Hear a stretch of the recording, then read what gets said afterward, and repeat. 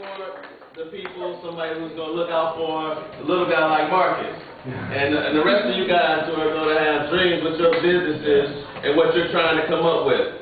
You understand what I'm saying? Yes. And so you want to listen really closely, and I want you to just make sure you have any questions that you want to ask. You can raise your hand right now and ask after he's done. And so let's give them a hand. Thank you very much for letting me and allowing me to come over here to Evans. I appreciate that. First, now here's what you got to do right off the bat, okay? Because you're looking up and you see this older guy with the gray hair and a bald head and gray mustache. You got to get that out of your thinking, okay? Because it wasn't that long ago that I know you think it was a long time ago. And the people say, well, he doesn't know anything about music, he can't rap, he can't do all the things that young folks can do, so nobody relates to him. So I'm going to tell you a little bit about myself. But before I do, let me just say this. King, nobody rap quite like I can. I take a muscle-bound man, I put his face in the sand. I'm a bad motor scooter, I'm the MC cop. I say, hey, I'm Tommy. And I'm the top. I'm not the Beastie Boys. I'm not Run DMC. I'm not L Cool J. I'm just a rapping Tom B. I'm an accounting man. That's my line. I just want to know your zodiac.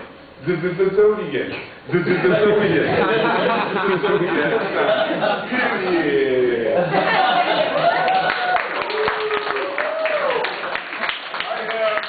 I have a 12-year-old, 13-year-old son. I'm born and raised here in the city of Detroit. I grew up just like you grew up. You see an older guy here now. You see me wearing a suit and tie. You see Reverend Bell introducing me. I was just you. A little while ago, well, a number of years ago, a few years ago. I'm one of those, I live on the east side here. I owned an airplane for 30-some years, right here at City Airport. I flew in and out of the airport. I never thought I was going to own an airplane when I was sitting there. I wanted to be an FBI agent. I wanted to go to school to become an accountant. And I then became an accountant. And then went on to become, to build from scratch the largest black CPA firm in the country. So when I hear you talk about your product, Marcus, was it? Marcus. Okay. When I hear you talk about your product, I'm interested to know more. Unfortunately, I didn't hear your thing there, but I know what it's like to start a business from scratch. My parents, I didn't come from rich parents. My father had a third-grade education. My mother worked for the city for 35 years. I'm married. I have 3 children. I have a stepdaughter who is 34 from my wife's first marriage. But let me tell you about my wife, who I've been married to now 21 years. I was single for a long time, so I never thought I'd ever get married. Never thought I'd ever get married. Marry some girl, could you marry me? That'd be like you're weak or something. No, it was the best decision I ever made. And my wife, let me tell you about her. At 17 years old, my wife became pregnant with her daughter. And everybody tried to convince her that you'll never be anything. And she went to school right here at Harper and Burns, right down the street where she grew up at. Spent her whole life there on Harper and Burns. I spent mine on Hurlbut and Kirchhoff. And everybody told her that she wasn't going to be anything because she was pregnant and she had a daughter at age 17. They wouldn't let her speak at her school, at the valedictorian. But she was determined to do something with her life. And she had the support of her family. She had the support of her friends, her sisters and brothers. And I just will make the long story short, but to tell you that she went on to not only go to school at Wayne State University because of affirmative action and civil rights, a chance she would never have, so you should never turn your back on that. Never turn your back on it because you're going to come into leadership. You don't think so today, but you are. She went on at Wayne State University. She got her undergraduate degree. She got her degree. Stayed in school. Went to medical school. And decided she wanted to be a doctor. Everybody told her you're never going to be a doctor. She went on to not only to go to medical school, become a doctor, she then did her internship at Hutzel Hospital, and she became a residency, and today she is an obstetrician in private practice. Amen. She makes almost $500,000, over $500,000 a year. But she started out just like you. Just like you. And you have to understand that. Your future is what you make it. It doesn't seem like it today because you're catching hang sometimes. You don't catch on in school or stuff is going on in the house. I will tell you how I grew up. I grew up in a house with rats and roaches. You don't think so today looking at me, but I grew up in a house with rats and roaches. Now, if you don't know what that's like to be there in the house sleeping, and it's real quiet. It's real quiet. You're trying to fall asleep. And all of a sudden you run across the floor. And then you hear big clap. The trap caught the rat. And how that makes you feel inside. I grew up that way. Roaches, you turn on the light and they go running everywhere. I grew up that way. So I know what it's like. You think I ever thought I'd be standing here today running for mayor? Never thought that. It's because of you as young people. This is your time. You don't realize it's your time. It's your turn. I look at our city, I see everything you see. I see entrepreneurs, we have great ideas. Our problem is we can't get access to capital. Nobody helps us. Our mayors and all the folks we've had over the last several years, they don't relate to us. They've been folks who've been looking out for other folks. That's right. They don't care nothing about us. We find out from this the other day reading emails. We find out that they've been conspiring against us to take our city, to take Bill out. Here's our governor. Our governor. Our mayor. Our mayor.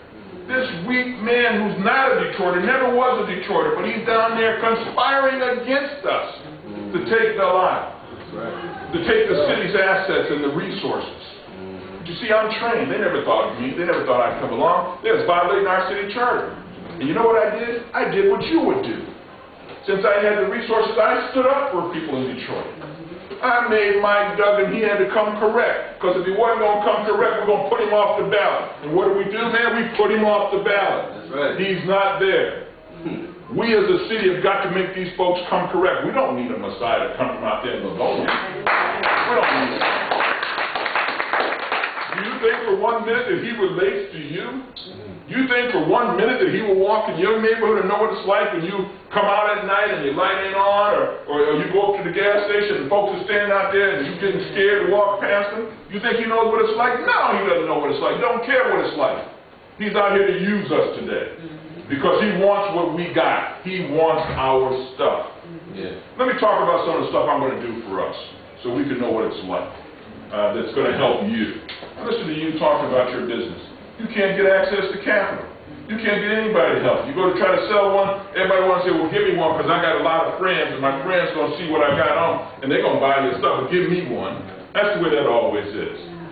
And you can't get started. You can't get started. And you go out and you try to hustle up the money. But here's what I'm going to do to help your kind of a business. I'm going to go to the churches. we're going to get the grants. And what we're going to do is we're going to create little small credit unions already in the neighborhoods. Big banks ain't going to loan to us.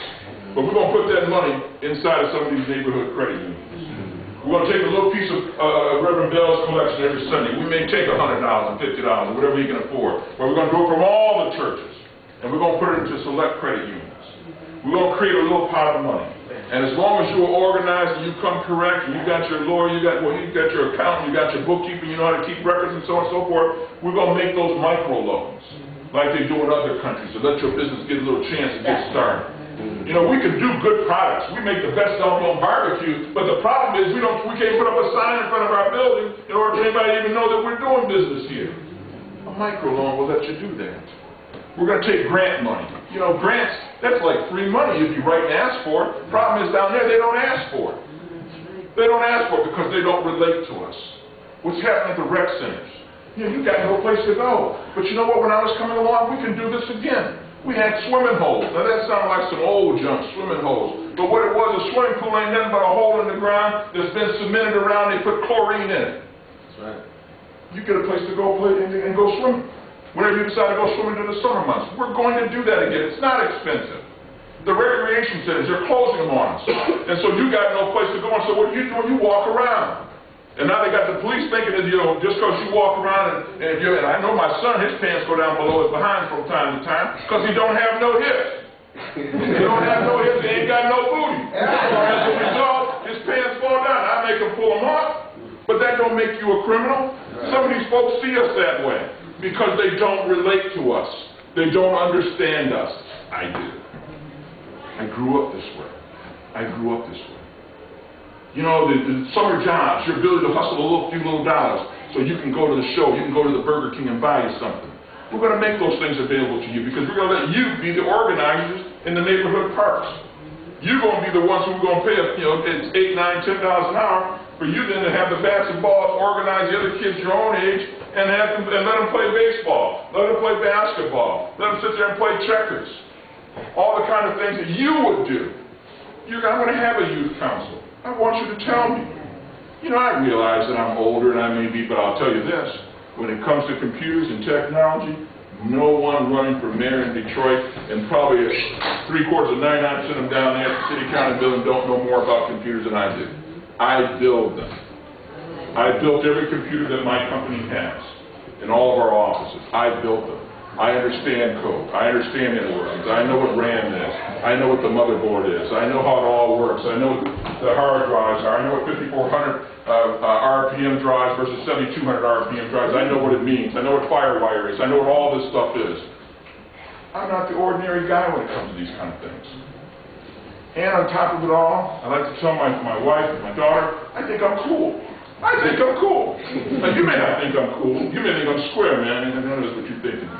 That's all right. But I think I'm cool. My daughter, she's 18 years old. She's she just turned 19. She is a sophomore. She goes to Boston University. She's home now for the summer. She just came back from London, but you know what? She's you. She's you. All this is you. We can achieve this. All you got to do is just stay focused. Stay in school when people trying to knock you off your square. Get up and get back on your square. Misery loves company. And if you let them, they'll suck you down. People around you who are not doing anything will try to pull you down. They'll bring you down to their level rather than letting you lift them up to yours. They're not coming up to yours, so you can't let them suck you down. You stay on your square. It's your life. It's your time. It's up to you. So when Reverend Bell invited me here, one of the things I'm talking about doing, I'm talking about, look, we got a lot of old houses. And I was thrilled to find that you're doing this kind of thing. We got a lot of old houses in Detroit, but they're still good houses. You ever walk by some of these houses and say, dang, man, the bank put, Miss Jones out of her house and left her, and then they just let the house just sit there. Now, the copper farmers that ran up in there, the brick farmers that ran up in there, people take the air conditioner off and all that old kind of thing. In the neighborhood at the stores, they'd be disrespecting us and all that sort of thing. That's because they see that that's okay to do. Not what I'm here. But here's what we're going to do. We're going to propose what we call nonprofit housing corporations. Now listen to what I'm going to tell you all. These are housing corporations that even Dr. Bell's people do. And these folks are going to be funded. They're going to be funded by grant dollars. Grants. Grants are things that the city can give. And what we're going to do is we're going to take a house in the neighborhood that you're going to say is a good house. That's a good house. Bricks, everything's still there. And then we're going to have Dr. Bell, Reverend Bell is going to he's going to get some folks who do plastering, somebody else who does landscaping, somebody else who does electrical, somebody else who does drywall, and somebody else who does some other skill that we need to be able to have, roofing and so on and so forth. We're going to take those grant dollars, we're going to pay them a decent wage, because if you pay a man or a woman a decent wage, now they can do something for themselves. They ain't got to run up in your house. They ain't got to do something bad. And then we're going to rehab those houses and fix them up. We're going to turn around and sell them. And then we're going to get another one. I'm not talking about just one organization like this. I'm talking about dozens of them, which creates dozens and hundreds and thousands of jobs that Detroiters can work. I like downtown. I like to see downtown. Oh, man, that's not spit, man. Yeah, all right. I like what they're doing downtown, but it doesn't do any good if it doesn't get out here to where we are. You all know how it is. You have to run up into the pawn shop, the payday loan, all that old kind of stuff, because we can't make ends meet. I understand that. I understand that. And it's time for us now in our city. We can control this ourselves. Right. We don't have to go begging. We can make people come correct. Now, a lot of you young people don't know who Coleman Young was. I'm going to just take a minute to tell you who Coleman Young was and why your parents felt so strong about Coleman Young. Because he made sure we were respected. He made sure you couldn't talk greasy to us through Coleman Young. We didn't stand for being talked greasy to or mistreated or misused. He gave us pride. That's why some folks didn't like him, because he gave us pride. And when Coleman Young left, we've been being disrespected ever since. Right. Now, a lot of you young folks will say, well, that's an old man from the past. No, he was the pride. And now they want to take everything we got. They want us to have some aside from Livonia. Now, I don't want to turn you off against folks, because your minds are young and they're clean and they're open. And I want them to be that way. But everybody who smiles with you and who wants to act like they're your friend ain't your friend. Everybody who smiles at you and tells you, I'm going to do something good for you, and who hasn't been amongst you and you have no idea who they are, they're not your friend. Don't let your parents get tricked. Don't let them get tricked, because they're out there to trick us. They're out there to take the city from us. And I can tell you, programs like this that I would see and that I would fund through grant dollars, they will not, because they will not relate to us. So, now, I'm not going to keep talking, because I'll knock you out and you'll get all bored. Man, I saw you put your head down, man. I saw you, man. I probably took a little break too, man. But I want you to be able to ask me questions. Things that you relate to that are on your mind. I want you to get a chance to know this. When you go back and tell your parents, I met Mr. Barrow, he came down to the church. You know, he was, I saw him, you know, we sit and talk, but I want you to be able to say, but then I asked him so-and-so, and then he answered. I'm going to answer your questions. You know why? Because I take you serious. As young people, I take you serious. Because I believe that you represent that future. You just don't know it today. You represent that future. And while my little square little rap, I know, man, that probably threw you off. Maybe you thought I couldn't do nothing. But my little rap may be a little bit, you know, not quite like B.O.B. or not like Jay-Z or something. You know, it's my little thing, you know. You know, and Kanye and all that sort of stuff. But I try to stay up on that. I know I'm not. But I still think I'm cool. And I heard somebody say about one of the other candidates say, well, Benny Napoleon's cute. Well, heck, you know, my wife told me I'm cute. So, you know, we'd be in a little cute battle, but I'm also confident. I'm also capable. And it's not just good enough to come with a one skill and a one-horse town. Our needs now are much more diverse. So, Reverend Bell, thank you very much for having me today. I deeply appreciate it. Those of you here, I will tell you, as young people, you are incredibly disciplined. You sat there without fidgeting, without getting ready to fall out. I saw you drifting off a little bit, man. I said you got to do it, but that was okay, man. That was okay. I'm good with that, man. I understand that these guys get to talking and wear you out. But you were so disciplined and you were so incredibly kind to me, and I want you to know I'll never forget it. And if you ask me to come back as your mayor, Reverend Bell, I promise you I will come back. And I apologize for being a little late today. I was at another spot way on the farther side of town. And as soon as I got up to leave that spot, all of the media come swarming over to me to ask me about events of the day. So then it took another 25 minutes that I wasn't anticipating. That's why I'm running a little later. So thank you very much, Reverend Bell. Thank you, Mr. Barrow. Anybody have questions? All right. Come on, you got a little quick button, man. We were talking about the grant money and about houses that maybe abandoned or something. This house got right by me, the walls and stuff is still intact, but the windows broken, Yes. the stairs are messed up, and the broken couches inside.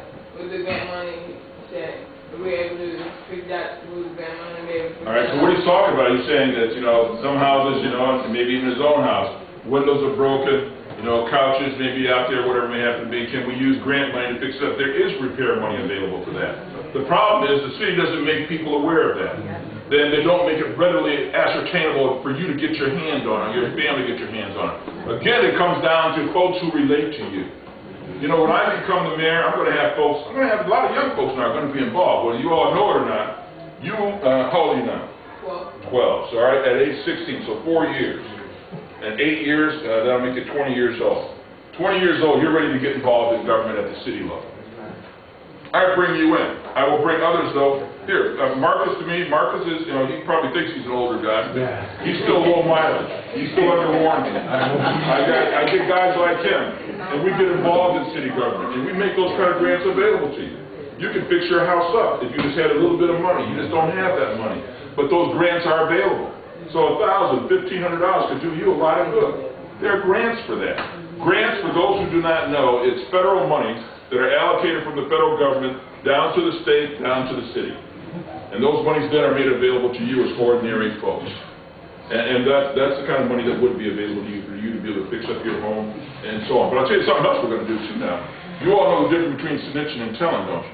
Yeah. All right, what's the difference between snitching? What's a snitch? When you're a snitch, what's a snitch? The snitch is someone who tells you every little thing that happens. Okay. All right, there you go. Somebody tell, and here's how I see it. Very good. Very good. Anybody else have an idea of a snitch? What would you call a snitch? What's a snitch? Basically, they don't want themselves to be in trouble, so they're gonna tell somebody. Like There you go. Okay, so here it is. You both are absolutely right. You both are absolutely right. Here's a snitch. You and I go out and do something wrong, right? And I get caught. You don't. Well, I ain't. You was doing it with me, so I'm gonna snitch. That's to keep you what you just said, what you both just said. Keeps you out of trouble. You're gonna snitch. That's a snitch. And we understand the prohibition, the thing against snitching in the black community. But telling is something else. Telling is when you see something wrong and you call and you tell somebody. That's good. These folks who are dumping this stuff in our neighborhoods, putting these couches right on our buildings, leaving trash every kind of which way, dumping brush and wood and all that kind of stuff on your street, making your street look nasty. Folks see that. Here's what I'm going to do. I'm going to empower you. I'm going to give you a chance to tell. You call a special number, I'm going to send the police out. They're going to treat this like it's a robbery in progress. The cops going to come right away. We're going to catch the person, then we're going to fine him. And I'm going to break you off half that fine for telling.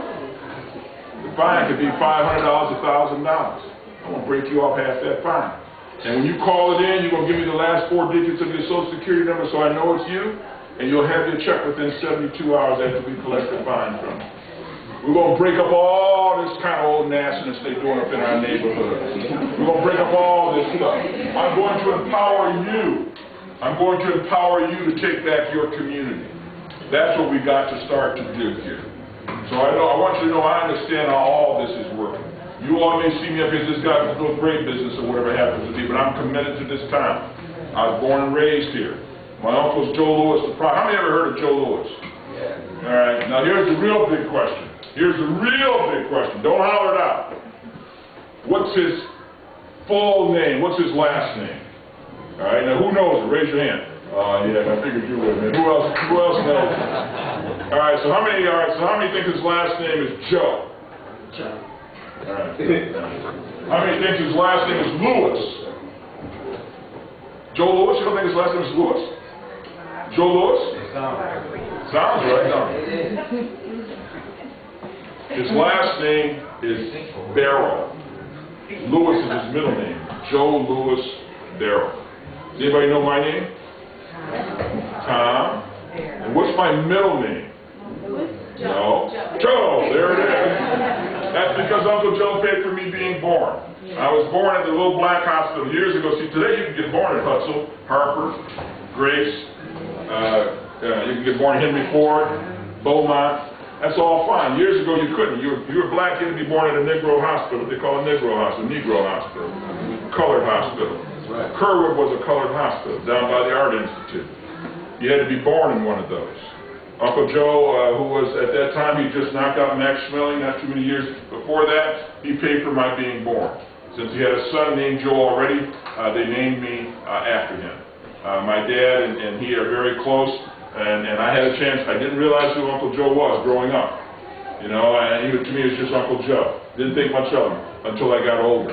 And then I wound up, and there's a story, and I'd be happy to tell it. I won't tell this on, it's really something you want to hear, but I got a chance to meet him, and I realized that this was an American icon, and he was in my family. And I saw that big hand he had, and I was just amazed by it. And I come to appreciate our history that much more. Okay, another question? Well, can I just ask you, I was talking to my group about contracts, city contracts. Yes. Because I talked to them about how we need to be represented when those contracts are being given out, because sometimes people can get a contract and it's the millionaires, right? And so I want, if you could just touch Let's on talk a little about bit that. about. Let's talk about contracts. Let's talk about what that means to you in this room. Let's talk about that. You know, I talked about grant money. Now, once I got that grant money, I may have, you know, $5 million of grant money. Now I got to get that grant money out to you. And so I say, who has, you know, one of my grant money that I may have is for me to find somebody who can, for example, create computer skills, teach young people about, because that's what the contract, that's what it calls for. I got to now have a contract let out. So I got to go out, and in the past what's happened is small businesses, minorities, and so on and so forth don't have an opportunity to bid on those contracts. And I recognize that the cost structure may be different. You know, it may be a little bit more, for example, for Dr. Bell and for Evans to bid on a particular contract, because you may have security issues that you have that cost you a little extra money that, for example, somebody out there in Farmington or West Bloomfield doesn't have. So I know I can't do it strictly on the basis of how much you're going to charge, per se. I got to look at other things. Well, who has access to the people who need to be trained? Who lives in Detroit? Who has access to the resources that they need to be able to make this contract successful? Now, we send out the request, and a lot of people start answering back, but I can only hire one person with a contract. So that means I got to look at all these things to determine who can actually be the best one to do what I need to have done. That's Detroit-based, that has access to the people, that can deliver the product. And we're not going to let them put up these artificial barriers. Many times in order to exclude black businesses and minority-owned businesses and poor businesses and startups, they'll set up requirements for bonds. That's right. Things that we can't, they know we don't have. They'll say that, you know, you got to have a $500,000 line of credit. They know we can't get that. And as a result, they know that they can exclude us. Bam, pow, that's gone. We're not doing that anymore. I ain't cut like that.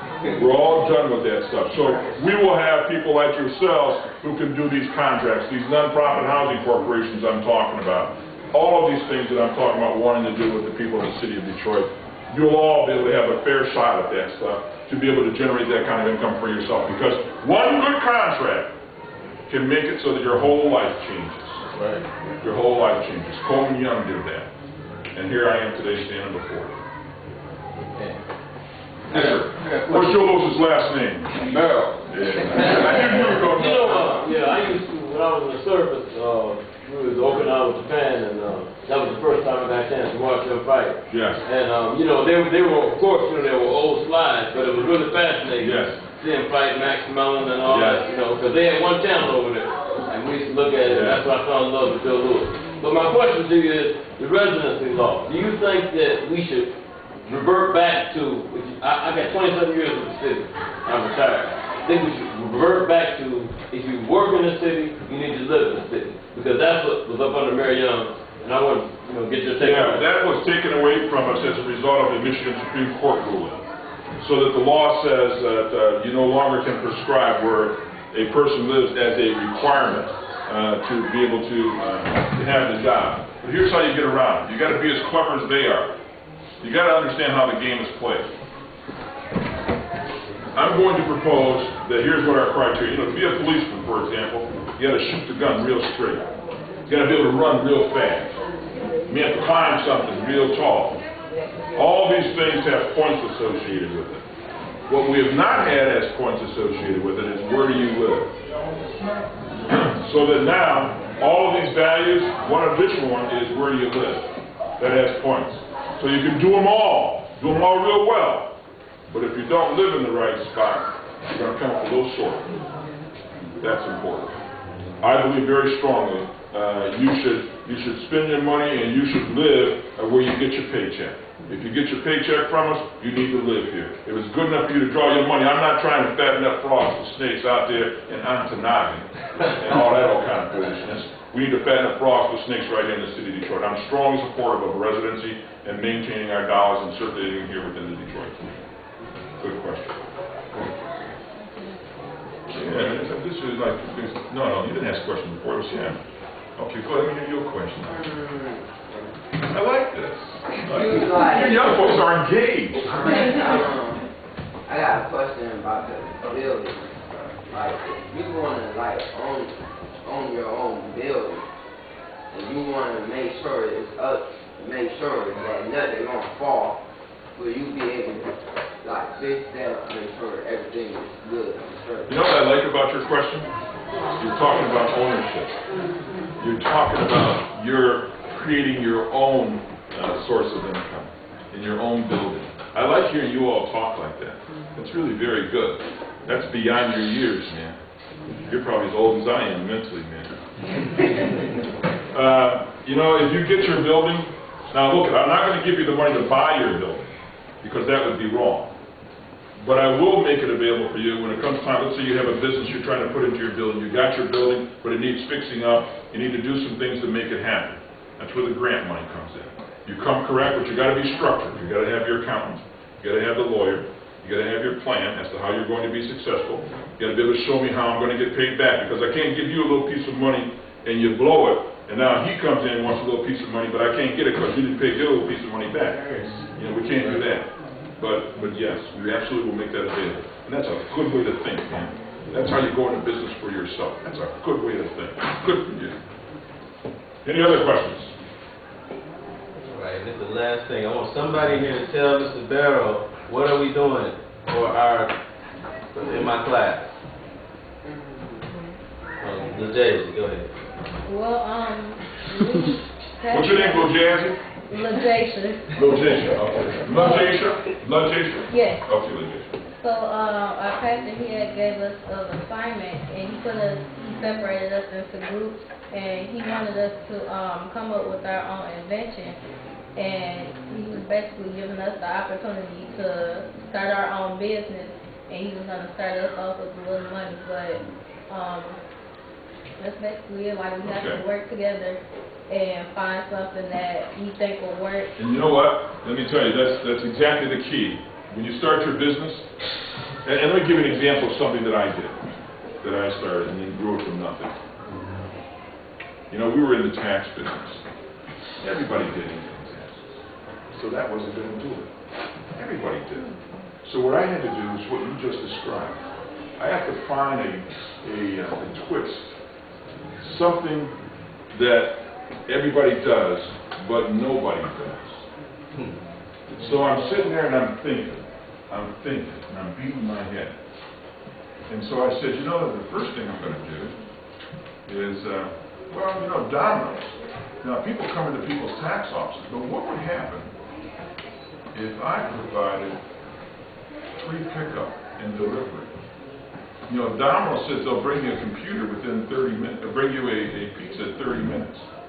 What if I said, I'll come and pick up your tax stuff within 30 minutes, get your taxes done, and bring them back to you?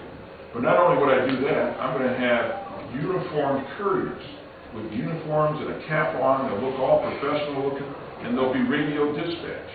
I wonder if that would work. And so I then said, well, now, let's see if that would work. And I started advertising.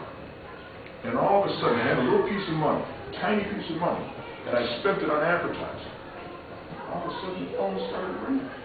People like the idea of not having to leave home. And then when somebody came, we brought the envelope, we gave a receipt, we gave them a tracking number just like FedEx, and we brought it back, and then the accountant or the person who does the taxes called them up. Now we got all the data. We did their taxes over the telephone. And then they wanted a rapid refund. We brought them back a check the next day. What happened? It started growing. It's buying something everybody's doing, nobody's doing. Then the next thing I thought, this internet thing was getting to be pretty popular. And so Microsoft had this thing called point-to-point tunneling that allowed you to, for example, to be in one city while you're here, and then to be able to print something through the internet and have it come out over there. So I said, I wonder if I could create a virtual tax office. Not a real tax office, a virtual one. And so I got a phone number. I got a phone number in Chicago. But yet, our people were here in Detroit. And then I got some folks I hired as couriers in Chicago. And then we advertised on the Chicago radio station with a Chicago number. And when you dial the number in Chicago, it really rang here in Detroit.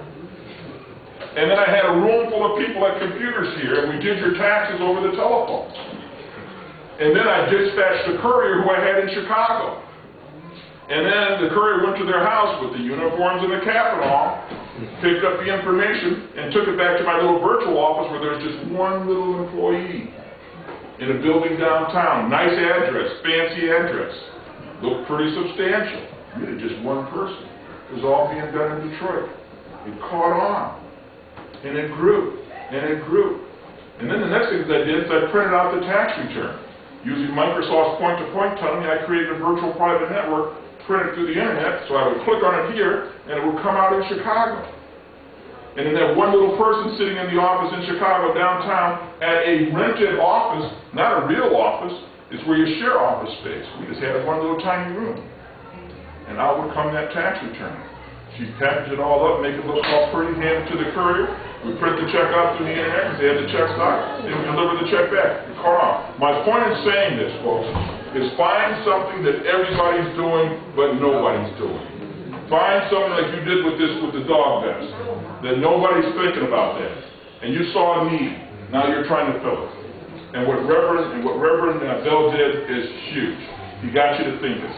Always think that way. Think that way, because you got something in your head that you're taking for granted. That's how things grow and become big. You can do it right from scratch, from nothing. You can make it rain. You can make it rain. Okay. One more question, okay. And this guy likes you so much, man, you can film. This is your second question. Yeah. What's your mom's name? What's your mom's name? Yes, what's your mom's name? No, don't put it off. What's your mom's name? Well, actually, my mom died in 2007, but her name was Valerie. Okay, and who's taking care of you? Right now, my sister. Your sister. What's your sister's name? Whitney. Whitney. How old is Whitney? 26. 26. So you leave here, you're going to go see Whitney, right? What's up, Whitney? Yeah, we missed you, Whitney. Yeah, your little brother's up in here. He's asking all kinds of questions. He's trying to get the house fixed up, and I'm down with that, Whitney. Yeah, it's okay. He's busting, Whitney. Yeah, okay. All right, go ahead. What's your question? Somebody told me that, I think on videos, like, the police cars, they masked up. Will you be able to fix them, make sure the lights ain't busted out? That's an excellent question. Here's one of the things I propose that you haven't heard a lot of talk about because they're so busy trying to get somebody else in place. You haven't heard a lot of talk about. You know, every time we have a Lions game, a Tigers game, a Red Wings game, every time they go down to the Fox Theater down there, go to one of those fancy hotels, we have all of our police, our heroes, downtown. The fire trucks standing by, make sure nothing goes wrong. The EMS units standing by, they're not out here where you are. All those are our heroes. The problem is they're not paying for it. So here's what I propose. I propose a 4% surcharge or tax on entertainment, which means every time there is a Tigers ticket, $2.80 goes into my heroes pot. Every time there's a Lions game, $3.90 goes into my heroes pot. A Red Wings game, $2.87 into my heroes pot. You go to the Fox Theater, $1.90 in my heroes pot. You go to one of those nice hotels, heroes pot, heroes pot, heroes pot. I'll then have a pot of fresh new money. I'm going to hire 500 new police officers, fix those cars you're talking about, 200 new firefighters, 67 new EMS personnel, 13 new EMS rigs, and guess where they're going? Out here in the neighborhood. Amen. So when you call for a cop, you'll get a cop. You'll get a cop. When you call for the fire department, those firehouses closed, they're back open now because we got the equipment and we got the personnel. Folks aren't going to object to that because it's only fair. When you visit the town, you've got to help pay for that. That's our hero side. So, you know, you see the worn out cars and all that sort of thing. We don't have to go like, we can be better than that. It's just that because our mayor doesn't relate to us. Remember, folks, you know, y'all may like you think of Dave Bing ain't one of us. No. So I'm not telling you that. I'm just telling you real. Dave Bing ain't one of us. He never thought nothing about us. He never lived in Detroit. He don't care 2 cents about us. No. And that right-hand guy, he don't care nothing about us. He lived here for a hot minute. He lived there for a hot minute, but he'll make you think he grew up in Detroit. No, when he was in the 8th grade, he was living in Livonia. When he was in high school, he was living in Livonia. His daddy is a Republican appointee by Ronald Reagan, a federal judge by Ronald Reagan, appointed by Reagan to be the judge. This guy is appointed by Rick Snyder to be in charge of the Educational Achievement Authority, where they laundered money. Yeah. This is why he skedaddled when he got caught. You know, appointed by John England on the Greektown board. So he wants us now. He's trying to trick us now. So don't you fall. You go back. You tell Whitney, you got to vote, Whitney. You can't just sit up in the house and lament. You got to make it rain, Whitney. You got to make it rain. Kwame messed up our whole entire black nation about it. No. Well, let's say this. Let me say this. I know it may feel like that because he's the guy whose turn it is right now. But you need to understand, folks, this isn't the first mayor that Detroit's had that's had problems. Louis Mariani was the mayor. Albert E. Cobo. They named Cobo Hall after him. He just died before they got ready to put him away. So don't think just because Kwame, now unfortunately a lot of folks are judging us based on that. But don't you get caught up in that. You know, it is not good for us to throw rocks at those folks. Now we'll recognize right from wrong. That's okay, that's good. But it's not good for us to throw rocks to support other folks' perception because that plays into their stereotype of us. That's right. We got to reject that. I know it seems like we ought to be able to do that because the media says it, but you got to ward against that. You got to stand against it.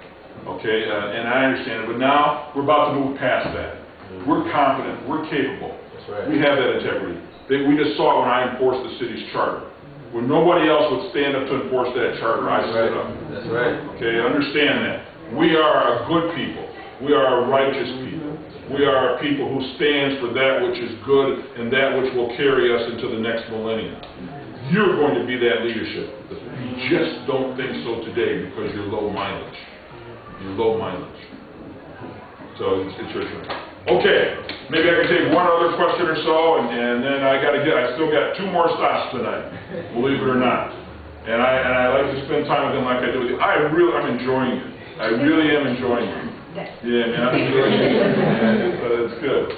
My son sits at night and he just looks at his phone. He's on YouTube and he's on Vimeo and he's on Instagram and all that sort of stuff. I'm big on all that stuff. I understand it, but I always take his phone and I make sure he's doing correct. You don't get to have your phone on your own.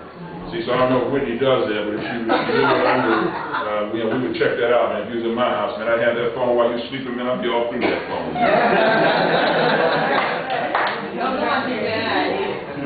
Okay, thank you all, Reverend Bell. Thank you very much.